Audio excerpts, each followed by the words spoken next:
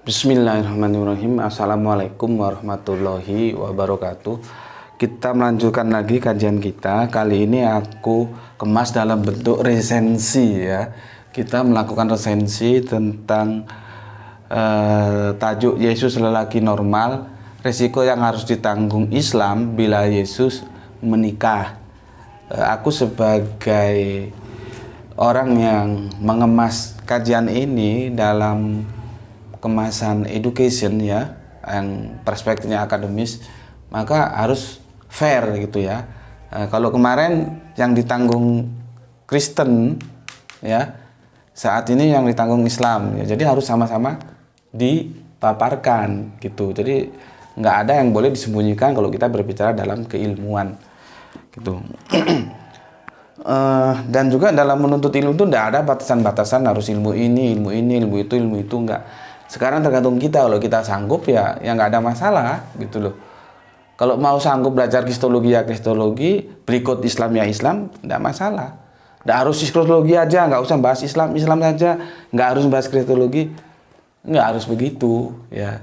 Jadi kembalikan ke diri kita masing-masing, sanggup enggak? Kalau enggak sanggup ya jangan gitu ya. Jadi cara pandang kalian itu biar nggak kuper gitu loh. Jangan pernah membatasi keilmuan. Oke, aku konsisten tidak akan sebut nama ya. Di judul ini dilihat di huruf P. Begini pernyataannya. Gus, saya sangat senang melihat kajian-kajiannya, tapi untuk saat ini saya tidak sependapat, Gus. Ya. Jadi kalau menurut dia, Isa itu, Kanjeng Nabi Isa atau Yesus akan turun lagi ke bumi. Jadi dia masih percaya dongeng-dongeng gitu ya. Dongeng-dongeng itu sebetulnya sudah aku bahas kalau nggak salah selama beberapa waktu yang lalu dalam kalau nggak salah 10 atau 13 episode, aku lupa.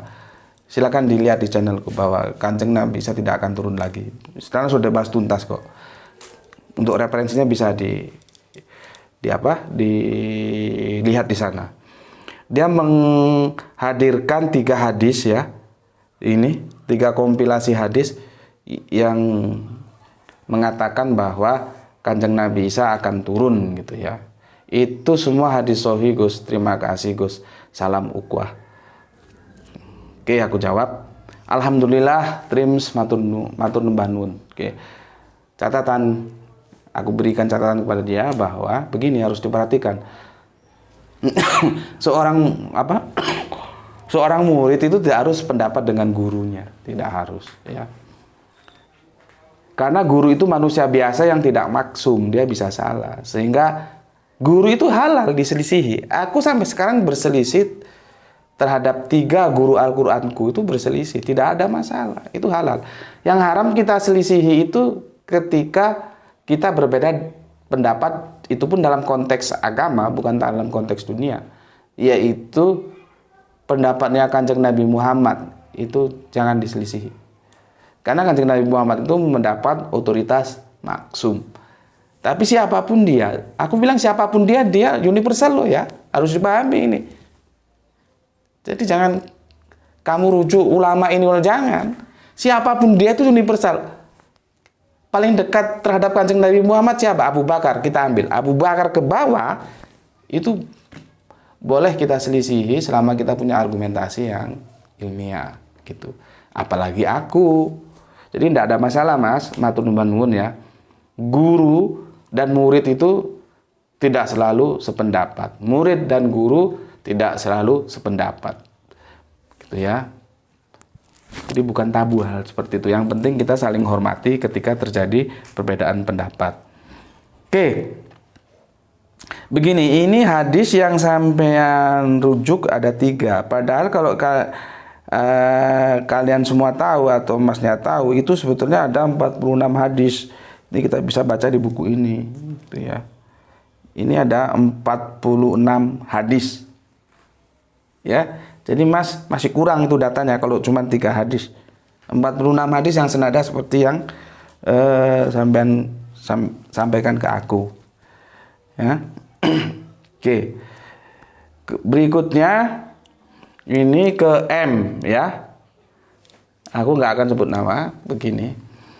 Terima kasih Gus atas pemaparannya. Sangat menarik dan menggelitik. Saya sangat menghargai pandangan Gus. Dengan tidak mengurangi rasa hormat saya pada Gus, saya yang awam kurang ilmu ini ingin menanggapi. Gitu. Tanggapan dia pertama begini. Menurut surat An-Nisa 158, terus dia terjemahkan begini, tetapi sebenarnya Allah telah mengangkat Isa kepadanya, menunjukkan Nabi Isa diangkat ke langit. Nah, ini pendapat dia. Aku langsung tanggapi aja ya biar cepat. Dari mana kamu dapat informasi manusia Kanjeng Nabi Isa itu diangkat ke langit? Ini Al-Qur'annya kamu baca, ya. Nih, ya, kamu baca ulang. Anda enggak di sana?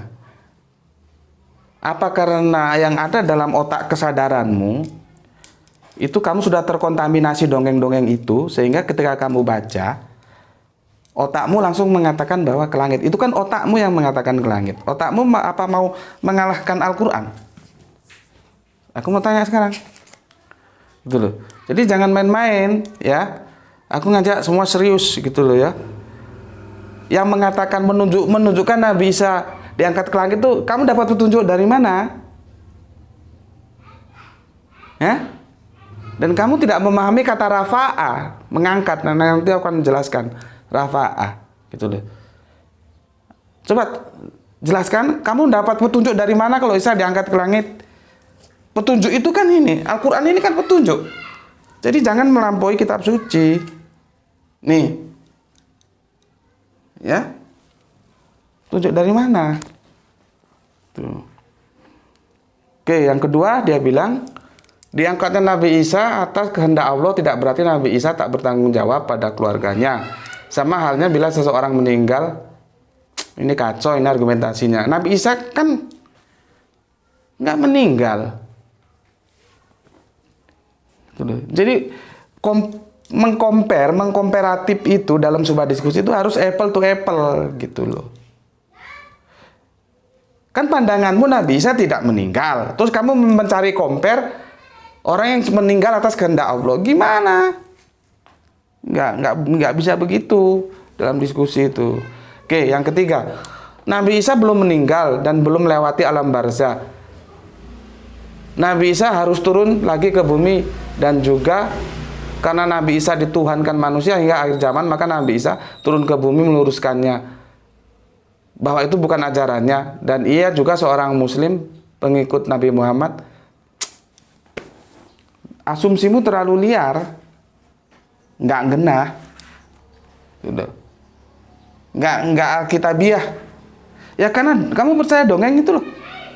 Sekarang kalau aku tanya, kamu bilang karena Nabi Isa belum meninggal. Lah kok tahu kamu belum meninggal? Itu loh. Dari mana kamu tahu belum meninggal? Karena Nabi Isa dituhankan manusia hingga akhir zaman, maka Nabi Isa turun ke bumi meluruskannya bahwa itu bukan ajarannya. Apa Kanjeng Nabi Muhammad tidak meluruskan? Sehingga Kanjeng Nabi Isa harus turun lagi. Lah untuk apa Kanjeng Nabi Muhammad diturunkan kalau dia tidak meluruskan ajaran-ajaran yang lalu yang sudah diselewengkan? Kalau logika berpikirmu begini berarti Kanjeng Nabi Musa harus turun lagi karena ajaran Kanjeng Nabi Musa itu juga diselewengkan. Makanya Kanjeng Nabi Isa diturunkan itu untuk meluruskan pelajaran dari Kanjeng Nabi Isa. Itu namanya abrogasi, gitu loh. Paham kamu? Jadi logikanya, mantiknya itu harus kena, ya. Maaf bila saya lancang. Oh, enggak ada masalah. Aku maafkan. Nggak apa-apa, kamu sangat santun, aku suka gitu. Cuman kadang-kadang aku sudah diskusi tentang sesuatu masalah yang asik itu kan serius gitu. Padahal ya aku ya suka guyon gitu ya. Oke, lihatlah di YouTube-ku, lihat di YouTube-ku yang tentang membahas kancing Nabi tidak akan turun lagi itu ada sekitar 10 atau 11 seri, lupa aku ya. Aku nggak mungkin jelaskan satu persatu di sana. Sudah aku jelaskan semuanya. Oke, sekarang D ya. D. Jadi aku nggak sebut namanya, kamu lihat huruf D di topik ini ya, kalau untuk kontrolnya.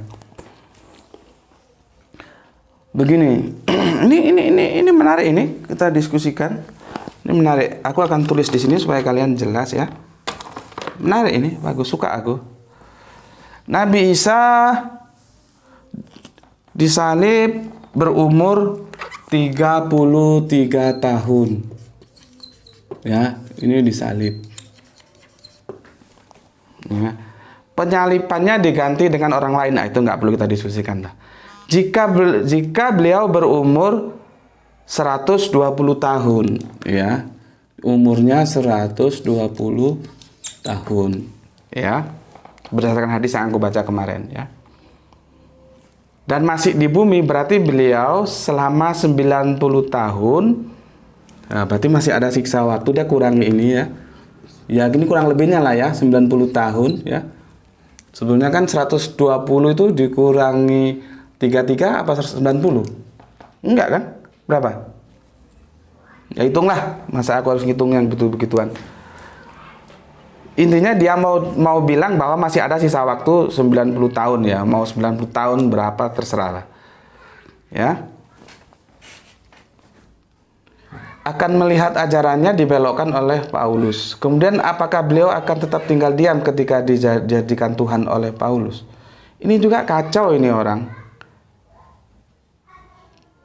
Karena dia tidak mengikuti kajianku tentang, tolong ini dikurangi berapa sih deh? 120 kurangi 33 berapa? 10 kurang 3? 7, iya kan?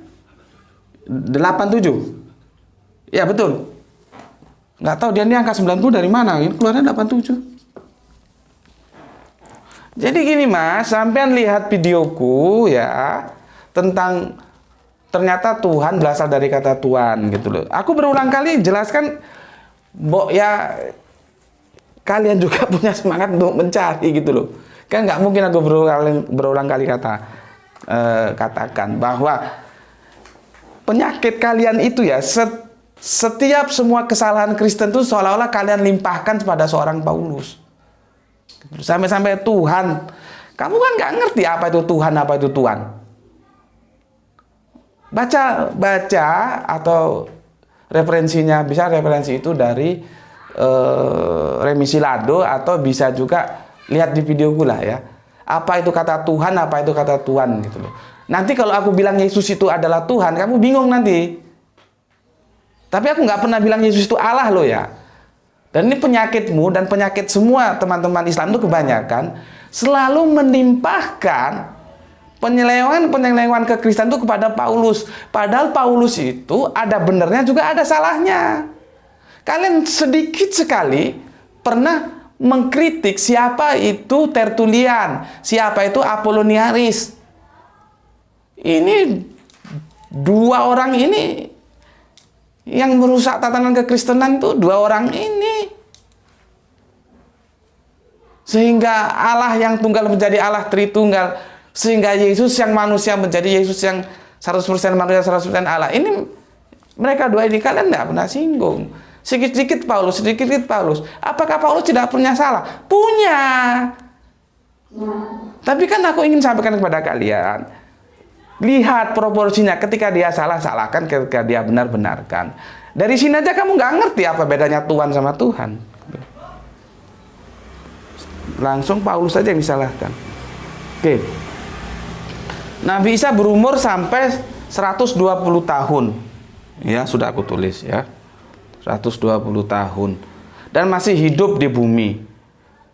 Dan membiarkan dirinya dijadikan Tuhan oleh Paulus. Nah, kan Paulus lagi. Tapi oke lah, aku ikuti dulu alur pemikiran.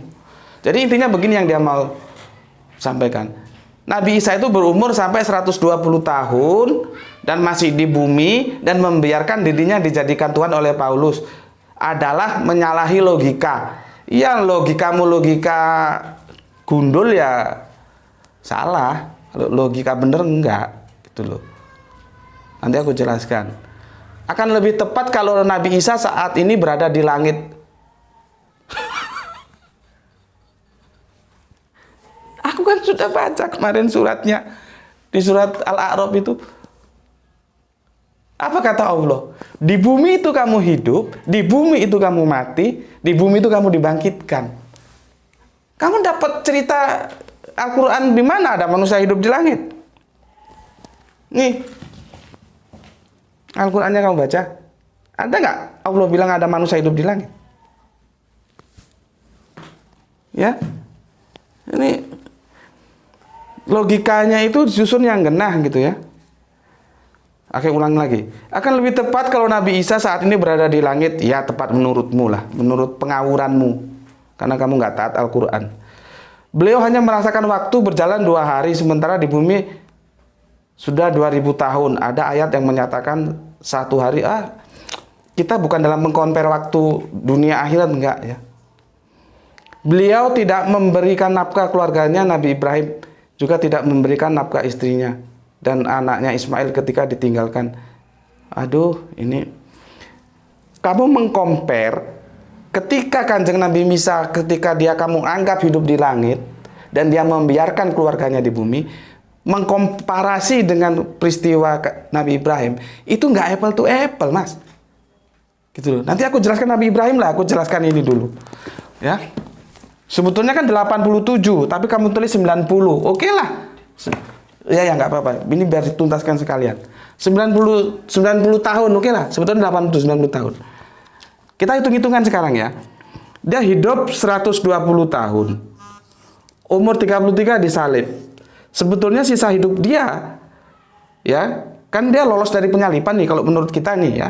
Dia sisa hidup dia artinya 87 tahun. Tapi oke lah, kamu 90, aku anggap, kita ikuti aja, kita anggap 90 tahun.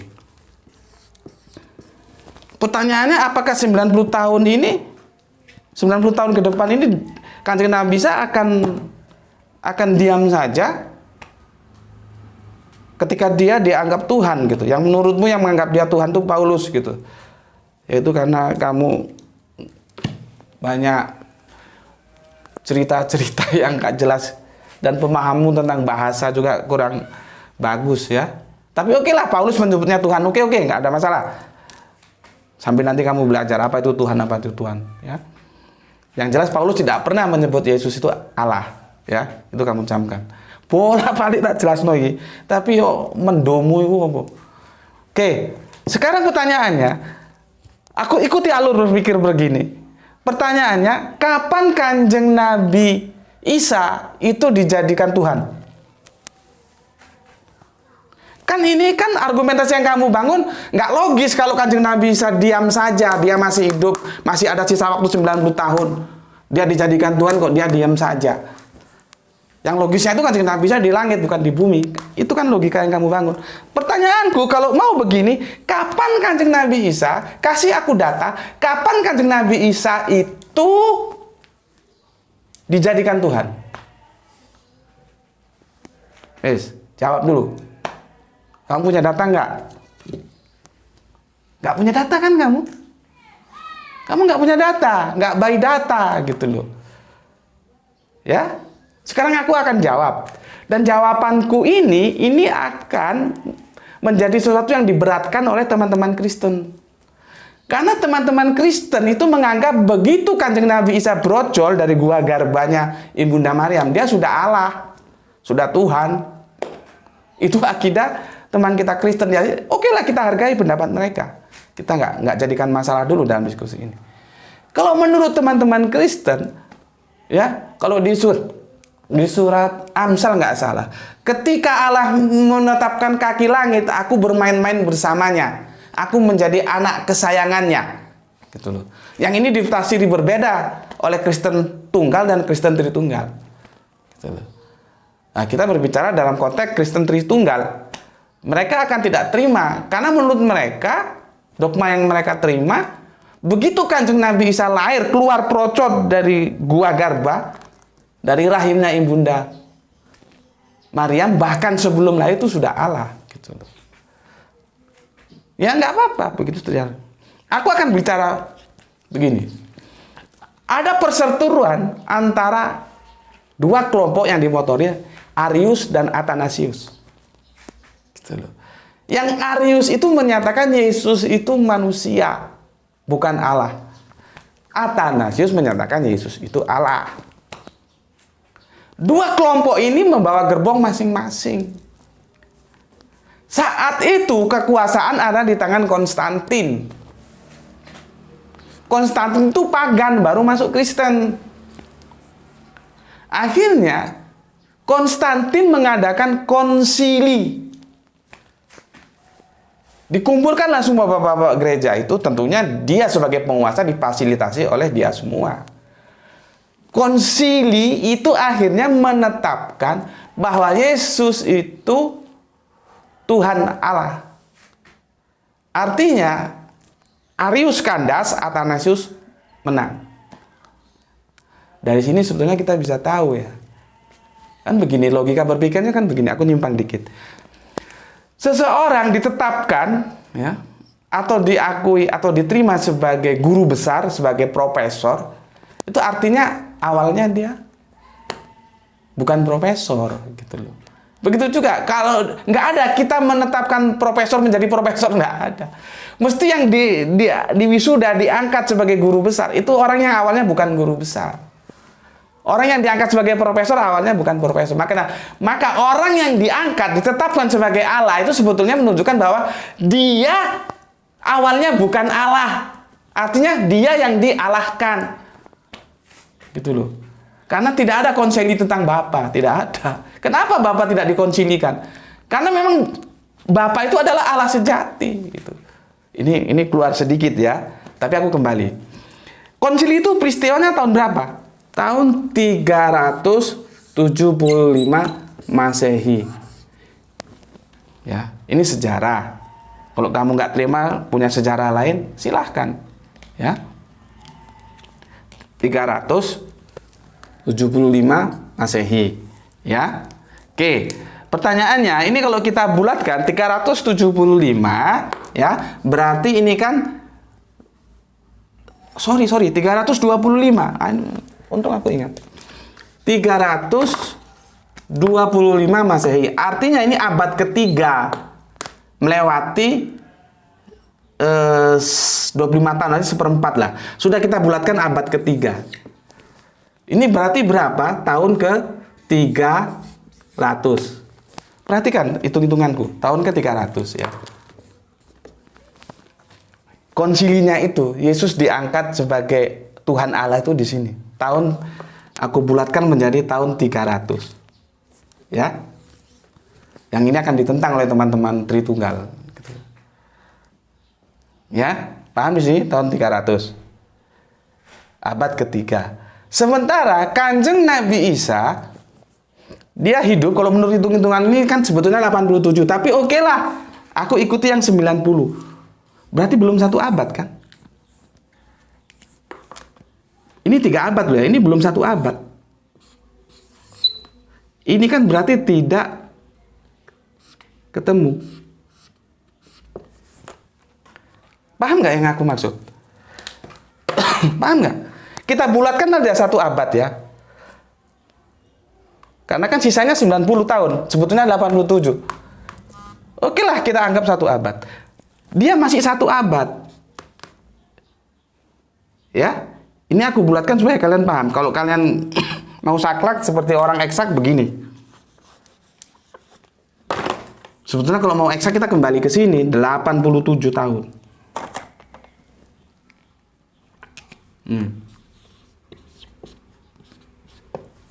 Ya, masih ada sisa 87 tahun.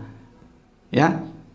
Maksudnya ketika usia 120 tahun, pada 120 tahun ini, Kanjeng Nabi Isa itu sudah di Tuhan Allah kan belum? Kan belum. Karena Tuhan Allah itu di abad ketiga ini. Yang sebetulnya abad ketiga lebih setengah abad.